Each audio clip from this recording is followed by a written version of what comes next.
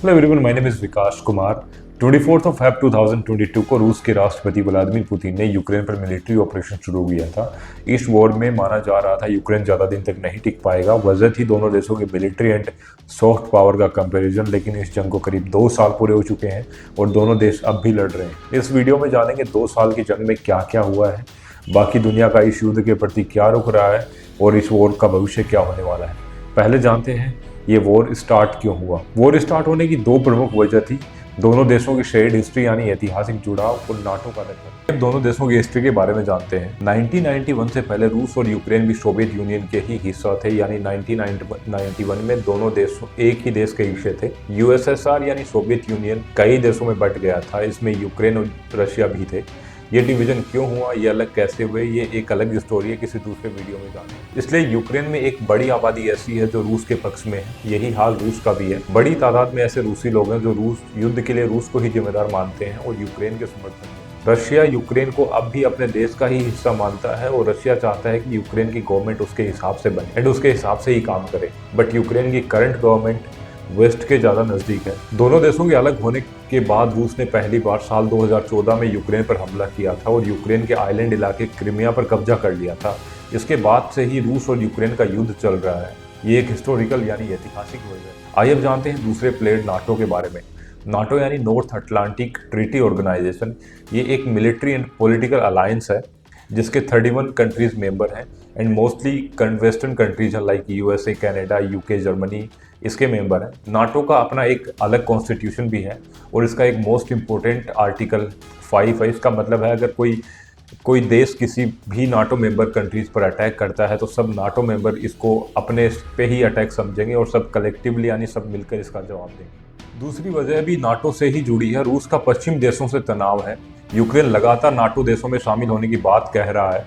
पश्चिमी देश इसका खुला समर्थन भी कर रहे हैं, लेकिन रूस का कहना था कि वो यूक्रेन का नाटो ग्रुप में शामिल होना बिल्कुल बर्दाश्त नहीं करेगा, क्योंकि रशिया यूक्रेन को अपने देश का ही पार्ट मानता है और अगर वो नाटो में शामिल होता है और रशिया यूक्रेन पर अटैक करता है तो सब देश मिलकर इसका जवाब देंगे। जबकि पश्चिमी देशों का कहना है कि ये यूक्रेन की संप्रभुता यानी सोवरेनिटी का मामला है कि वह अपनी इच्छा से नाटो देशों में शामिल हो सकता है, जबकि रूस यूक्रेन के नाटो में शामिल होने के बाद नाटो को उसकी सीमा तक पहुंच जाने के खतरे के रूप में देखता है। आइए अब जानते हैं इस वॉर का आम जनता पर क्या फर्क पड़ा है। अब तक रशिया यूक्रेन के करीब 20% हिस्से पर कब्जा कर चुका है। 70 लाख लोग गरीब हो गए हैं। गरीब जनसंख्या बढ़कर 24% हो गई है। यूक्रेन की जमीन के करीब 55% हिस्से पर खेती होती थी। युद्ध से खेती नहीं हो पाई है। मक्का, जौ और गेहूं का बड़ा निर्यात यानी एक्सपोर्ट करने वाले यूक्रेन में खाने की भारी कमी है।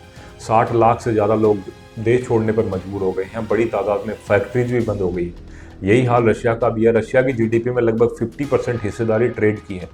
वेस्टर्न कंट्रीज ने ट्रेड पर सैंक्शन लगा दिए हैं। इससे जीडीपी में 4.5% की गिरावट दर्ज करी गई है, जबकि युद्ध से पहले 4% की बढ़ोतरी का अनुमान था। रूस की करेंसी रूबल की कीमत भी गिर गई है। कई विदेशी कंपनियों ने रूस के साथ काम करना बंद कर दिया है। काबिल युवा रूस छोड़कर दूसरे देशों में जा रहे हैं। एम्प्लॉयज की भारी कमी हो गई है। आइए अब जानते हैं नाटो में कैसे शामिल होगा यूक्रेन। फिलहाल यूक्रेन के नाटो में शामिल होने की संभावना बहुत कम है। इसके पीछे की वजह है कि किसी देश या इलाके के नाटो में शामिल होने के लिए एक शर्त है कि वहां पर वॉर नहीं होना चाहिए। यूक्रेन के एक बड़े इलाके में अब भी रूसी सेना के साथ वॉर जारी है। डोनेस्क और लुहांस्क जैसे इलाके में रूस का कब्जा हो चुका है।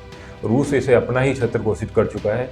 हालांकि यूक्रेन इस बात पर जोर दे रहा है कि वो इन इलाकों को वापस पा लेगा। ऐसे में यूक्रेन नाटो में शामिल होने की अभी कोई संभावना दिखती नहीं है। ये जरूर हो सकता है कि यूक्रेन को यूरोपियन यूनियन के तहत कुछ एक्सेप्शन दे दिया जाए, बिकॉज यूक्रेन यूरोपियन यूनियन का मेंबर है। वैसे पिछले कुछ दिनों में वेस्टर्न कंट्रीज यूक्रेन में ज़्यादा इंटरेस्टेड नहीं है।